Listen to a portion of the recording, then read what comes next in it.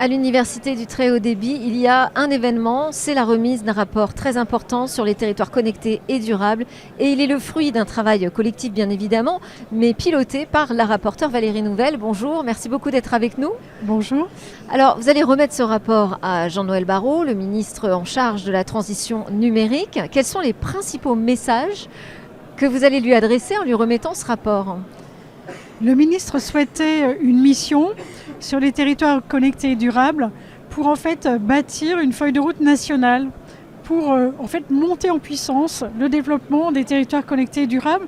Donc je vais lui remettre un ensemble de recommandations qui vont lui permettre de déployer des usages numériques d'intérêt général, de positionner le numérique comme un accélérateur de transition écologique, et puis de passer de belles expérimentations qu'on a sur le territoire à une réalité industrielle et servicielle au service de tous.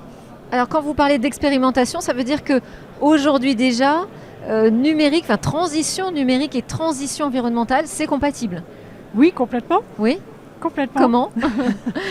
Aujourd'hui, quand vous décidez de rendre un éclairage public intelligent, c'est-à-dire en fait de piloter l'éclairage la nuit pour qu'il s'éteigne et puis qu'il se rallume juste quand vous passez en voiture ou à pied avec des intensités différentes, vous faites des économies d'énergie phénoménales.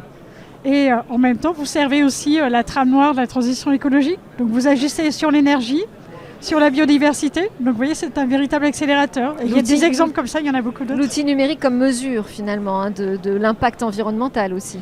Et puis aussi pour prévenir. Quand on utilise, comme c'est le cas par exemple dans le département de la Sarthe, le numérique pour surveiller la forêt et détecter des débuts d'incendie.